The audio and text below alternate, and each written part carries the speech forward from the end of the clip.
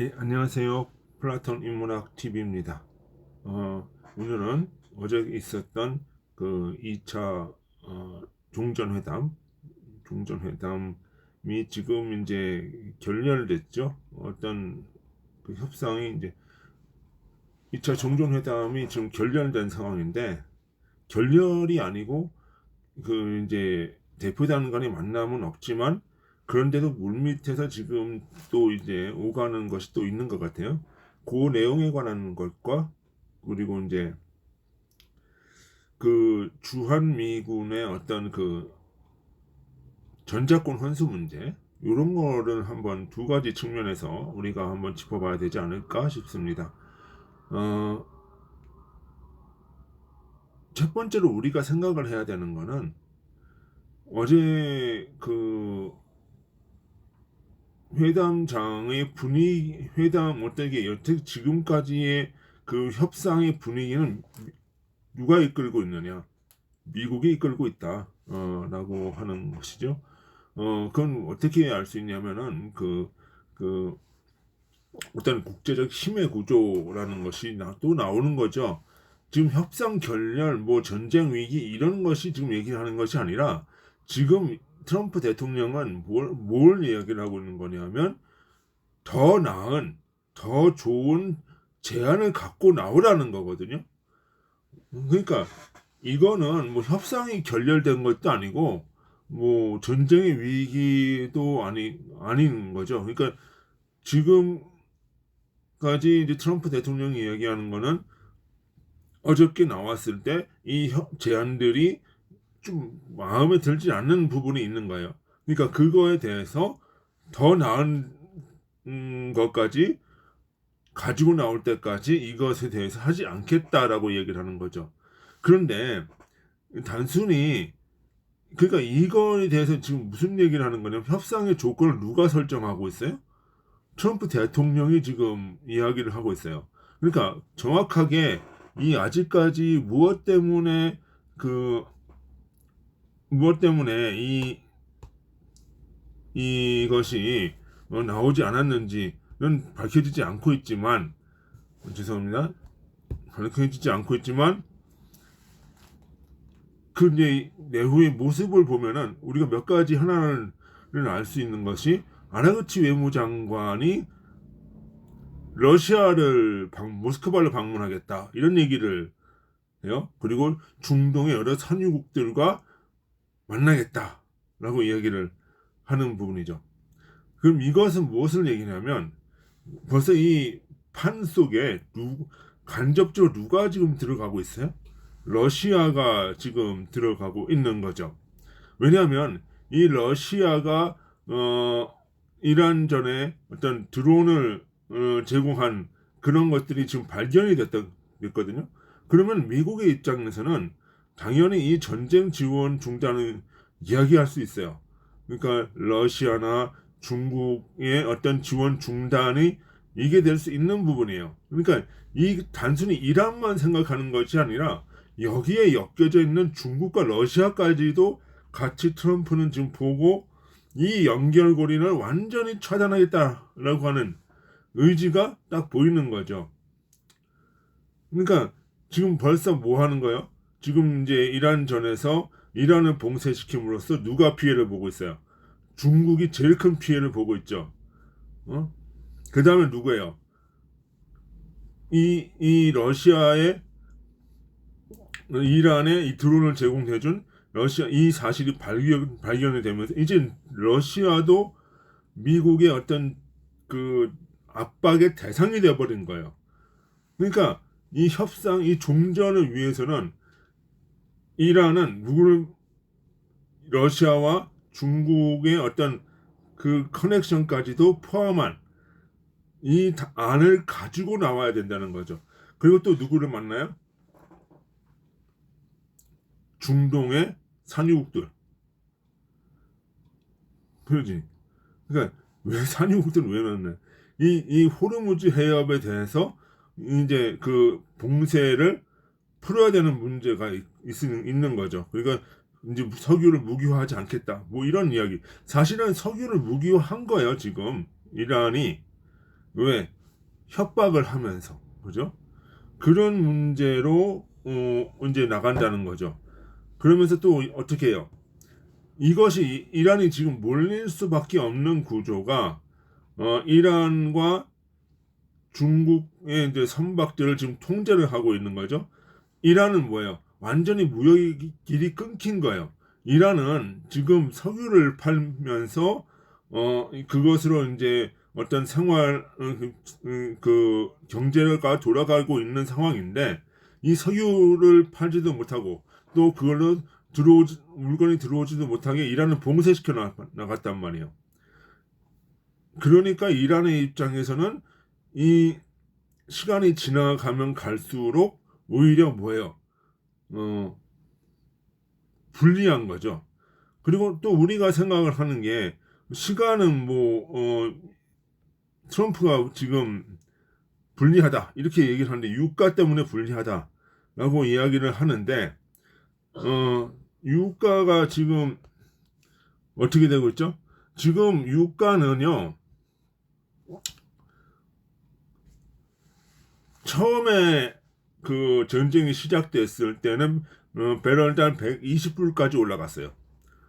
그런데 지금 이제 100불까지 내려가고 지금 이제 최근에는 거의 90불까지 또 내려가요. 이거는 뭐냐면 이제 유가가 안정세를 취하고 있다는 거예요.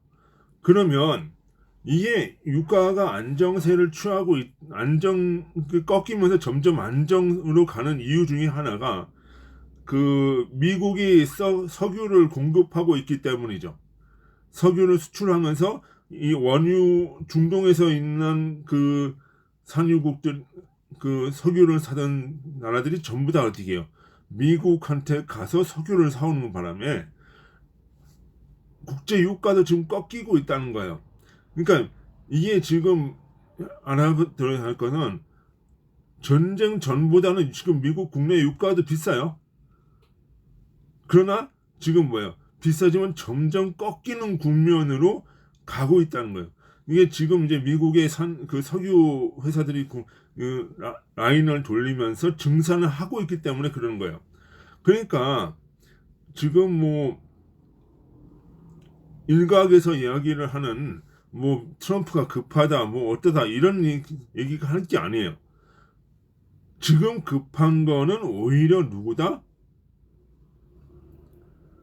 지금 급한 거는 이란이다. 그리고 누구냐? 중국인 거예요. 자, 그러면서 어떻게 돼요? 이제 중국도 원유 수입길이 막혀요. 이란에서 한 40% 정도의 그 원유를 지금 가지고 왔었는데 그것이 막혀버렸단 말이에요. 자, 그리고 또 하나의 그 문제가 된 거는 뭐냐면 이란에서 지금 이란으로 들어가는 오가는 배를 하나 토스카나호를 납포를 했는데 여기에서 중국에서 제공하고 있는 무기 부품이 대량으로 나왔다는 거죠. 그러니까 이런 것에 보면은 이 민간 상선이라고 하더라도 군수물자를 제공하는 거라고 이제 봐야 돼요. 그러면 중국이 여기서 또 개입되는 것이 드러나 있죠. 그 트럼프의 입장에서는 이 이란전을 종전하는 그 단계에서 누구를 지금 끌어들이겠어요? 그 중국과 러시아까지도 다 끌어들이고 있는 거예요. 이거 모든 커넥션을 지금 다 잡고 있는 거죠. 그런 면에서 봤을 때 트럼프가 지금 하고 있는 방식은 단순히 이란 전쟁 끝나느냐 안 끝나느냐의 문제가 아니라 이 여기 판에 러시아를 집어넣고 중국을 집어넣어서 이들 나라를 어떻게 끊어낼 것인가. 이 판을 어떻게 다시 짜고 있다는 거예요 지금. 그런 의미로 좀 생각을 해야 돼요. 그러니까 지금 이미 판은 기울었고 실질적으로 전쟁의 승부는 결정이 됐어요. 근데 뭐는 어떻게 끝내느냐 이게 문제인 거죠. 여기에 이란, 러시아, 중국 그리고 더 나아가면 이제 북한까지도 들어가는 이런 틀을 다시 짜면서 아마 5월 달에 있을 시진핑 회담과 푸틴과의 어떤 러시아의 관계를 다시 이니셔티브를 쥐고 가는 그런 모습이라는 거죠. 그러니까 여기서 트럼프는 뭐예요? 점점 더 강하게 나올 거예요. 이란이 어느 정도 더 나은 개선안을 가지고 나오면 이거를 통해서 누구를 다 엮어 나올 거야. 중국과 러시아를 엮어 나오면서 그러면서 이 오히려 중국과 러시아를 쪼는 압박하는 그런 구도로 나갈 수 있다는 거죠. 그러니까 트럼프는 단순히 생각하기에 단순히 이란을 잡는 게 아니에요. 지금 누구를 잡는 거야? 중국과 러시아까지도 이 판에 끌어들이는 상황이다. 그러면서 이 협상을 이끌어 나가고 있다. 그렇게 봐야 되는 것이죠. 그러면서 또 우리가 본 언론에서 지금 이야기를 하는 게 또 어떤 얘기가 나오냐 하면 그 지금 이제 서울신문인가요? 이런 얘기를 해요. 이 전쟁이 장기화되면서 뭐 한국과 한반도와 유럽에 있는 뭐 포탄이나 이런 것들을 다 그 유럽 중동 정쟁을 쓰는 바람에 이들의 안보가 취약해질 수 있다. 뭐 이런 얘기를 하거든요. 자, 이게 얼마나 잘못된 생각이냐 하면은 주한미군이 있는 이유는 과거에는 북한 견제 용이었지만 북한과 러시아를 수로는 견제하는 용이었지만 지금은 누구를 견제하는 거예요?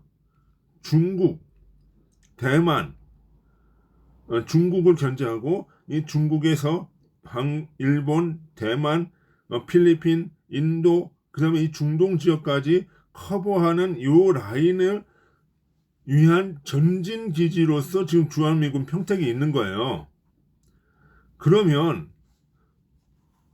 당연히 뭐야? 이란에서 이런 전쟁이 발생이 되면 여기에 있는 물자들도 이동이 되는 거죠. 그러면은 미국이 여기에 있는 포탄과 탄약을 지원을 할 때 단순히 북한만을 생각하고 넣는 것이 아니라 이 라인 전체를 생각하고 이미 지원을 했단 말이에요. 그러니까 이 이란전에서 한반도에 있는 물자가 간다고 해서 미국이 보는 안보가 틀려지거나 막 이런 개념이 아니에요. 물자가 모자르거나 그런 개념이 아니에요. 이미 뭐예요? 그것까지 생각을 해놓고 지원을 해놓는 거예요. 그리고 뭐예요? 지금 브론슨 사령관이 얘기한 것은 탄약을 지원했다고, 탄약을 가져나갔다고 그랬죠. 이 탄약 같은 경우에는 수없이 순식간에 짧은 시간 안에 생산해서 보급이 가능해요. 그 포탄이냐 탄약이냐 아니면 최첨단 무기냐 아니냐의 문제는 아니라는 거죠. 브론슨 장군이 얘기하는 건 탄약이라고만 얘기를 했단 말이에요. 그러니까 지금 우리가 이 언론이 이런 왜곡된 보도를 내면 안 돼요. 그리고 언론에서 지금 얘기를 서울신문에서 얘기한 게 뭐예요? 지금 주한미군의 전체 탄약이 뭐 한 3,000개 되는데 그거를 한 2,000개를 지금 이란에서 써가지고 1,000여 발밖에 없다. 이런 오보는 믿지 마세요. 그건 왜 그러냐 하면 비축 물량, 군수 물량 이거는 국가 기밀이에요. 어느 누구도 이거에 대해서 말을 하면 안 돼요. 근데 이 CNN에서 어떻게 이걸 알고 얘기를 하죠? 당연히 유추일 수가 있다는 거지. 그러니까 과거에 그러니까 통계량이 생산량이 얼마인데 얼마가 했으니까 지금 얼마 있을 것이다. 그리고 얼마 어떻게 썼으니까 이런 거예요. 데이터가 아니에요. 그러니까 정확한 그 데이터가 아니라는 말이에요. 유추해서 쓴 걸 가지고 지금 뭐 서울신문에서 이렇게 얘기를 했단 말이에요. 뉴욕타임스가 반 트럼프잖아요. 그죠? 물론 그것도 어느 정도 뭐 자료를 내놨겠지. 하지만 정확한 거는 군사 기밀이라 알 수 없어요. 그리고 이 몇 개를 생산하는 그 미국의 군수 사항들이 멈춰져 있는 게 아니에요. 계속 생산해내요. 그러니까 몇 개 있었다, 몇 개 있었다, 몇 개 있었다. 이런 것들은요, 국방부에서 발표하지 않는 이상 아무도 몰라요. 그냥 페이퍼 종이 몇 개 계산한 것 뿐이에요, 지금. 그러니까 그런 거는 우리가 너무 그렇게 이야기할 필요가 없다. 그리고 주한미군의 어떤 전력은 단순히 뭐 한반도만 생각하는 것이 아니라 아시아 전력, 중동까지 다 생각하는 것이기 때문에 이 부분에 대해서는 주한미군의 전력 약화는 없을 것이다. 그렇게 생각을 해야 되는 거죠. 전략은 생각을 이해한단 말이에요. 그리고 또 한 가지 지금 생각을 해야 되는 게, 그 요즘에 그 브론슨 사령관이 그 주한미군 전작권 환수에 대한 보고서를 그 국무부 장관한테 올렸다. 보고를 올렸다라고 얘기를 해요. 2029년에 전작권 환수를 위한 계획 보고서죠. 자,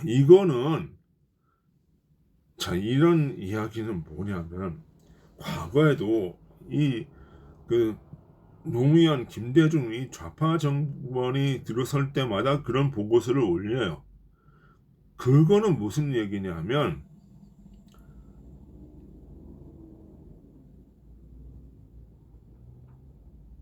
전부 다 지금의 어떤 지금 정부도 그렇고 이 전작권에 대한 이해가 좀 있어야 돼요. 전시 작전권이라고 하는 거는 작전을 지휘한다. 우리가 전시에도 미군의 작전을 지휘한다는 거잖아요. 그러면 이거는 무슨 얘기예요? 미군을 우리가 보호를 해줘야 된다는 얘기예요. 이게 그만큼 정보와 작전 능력에 있어서 미군과 동등하거나 미군보다 우위에 있어야 된다는 얘기를 하는 거죠. 우리가 그 주한미군을 위해서 항모정단을 불러올 수 있을까요? 주한미군의 최첨단 무기만큼 우리가 주한미군을 보호해 줄 수 있어요?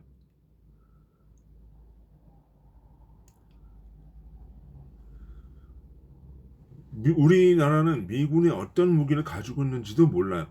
진짜 중요한 무기는 다 보안으로 해놓고 기밀을 해놔요. 몰라요, 우리가.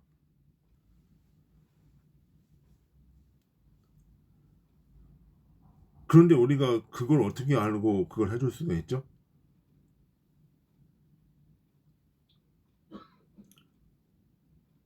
그죠? 우리가 생각하는 거는 그냥 민족적 감정으로 보는 문제가 아니에요. 그것까지 생각을 하는데, 그렇기 때문에 지금 뭐예요? 이 전작권 환수의 기준은 미군과 합의가 필요한 거고, 미군이 동의를 안 하면은 이 기준이 될 수가 없어요. 사실상 미군이 정한다고 봐야 돼요. 그러면 미군이 그냥 작전 능력 상관없이 이거 할까요? 아니죠. 그러면 미군의 어떤 그 지휘 체계만큼 이거를 가져가야 한 한국군의 지휘 능력을 양성시키기 위해서는 훈련도 해야 되고 투자도 늘려야 되고 기술적인 진보를 해야 된다. 이 얘기를 이거거든요. 그러니까 결국은 2029년에 이걸 환수시키겠다는 것이 아니라 그 제반 조건이 되어야 한다는 것을 이야기를 하는 거예요. 이러이러한 조건이 되어야 가능하다.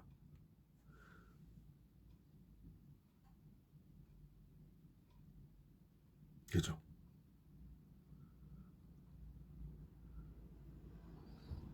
그러면 어떻게 될까요? 그 조건을 만들기 위해서는 우리가 군비를 늘려야 되겠죠. 그리고 뭐야? 이 검증을 하기 위해서는 훈련을 해야 돼요. 훈련을. 그리고 뭐예요? 그 전략 자산들도 자주 들어오면서 이거를 동맹을 강화시켜 나가는 연습이 있어야 된다는 거예요. 근데 지금의 정부가 그걸 하나요? 만약에 훈련을 한다고 했을 때 중국이 가만히 있을까요? 이 이재명 정권한테? 그러죠. 그러면 미국은 뭐라고 얘기했어요? 너네 훈련도 제대로 안 하는데 이걸 어떻게 할 거야? 이게 나오는 거예요. 그러면서 뭐 하는 거야? 야, 니네 훈련해. 그리고 국방비 올려. 그리고 뭐 하는 거예요? 그 첨단 산업 미국 무기 사. 이거를 요구를 한단 말이에요. 이거를. 그러면은 거기에 엄청난 돈이 들어가면서 자연스럽게 뭐야? 중국과 북한은 로부터 견제를 받으면서 자연스럽게 가는 거예요.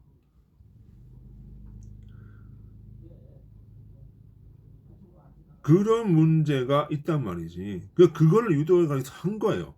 그러니까 이거를 가지고 무슨 전자권 환수를 뭐 브런슨 장군이 해야 된다? 아니 그 환경을 만들 수 있다고 그러면은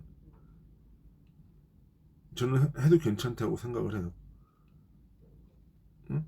아니 미군의 그 항공모함 그만큼 우리가 미군을 해줄 수 있다는 건 우리의 역량도 그만큼 커진다는 거잖아요. 그러면은 할 수 있지. 근데 그게 돼요? 안 된다는 거예요. 결국 뭐냐면 이거는 훈련을 해야 되고 이재명 정권을 한마디로 푸시하고 하기 위한 조건인 거예요. 그냥 이런 보고서는요. 과거에 노무현 정권 때도 있었고 김대중 정부 때도 있었어요.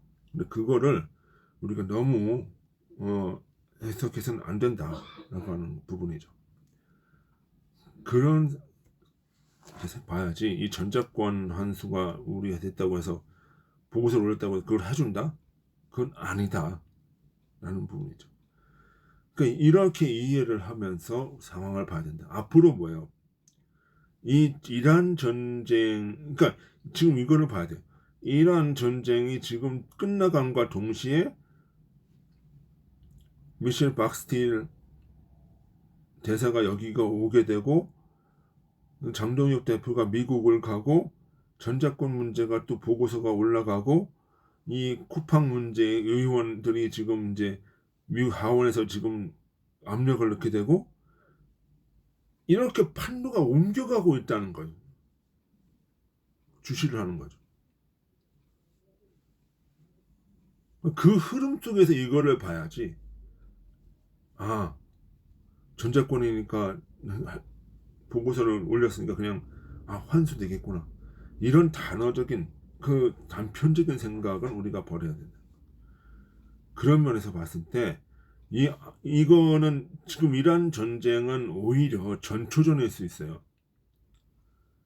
본격적인 싸움은 이 전쟁이 끝남과 동시에 이 동북아에서 중국과의 싸움이 될 수 있다. 그 동시에 북한도 같이 엮여 들어간다. 이렇게 봐야 되는 거예요. 예. 오늘은 여기까지 하겠습니다. 그래서 거기에 우리가 대비를 또 해야 되는 거죠. 예. 오늘 강의가 좋으셨다면 좋아요와 구독 부탁드립니다. 안녕히 계십시오. 수고하셨습니다.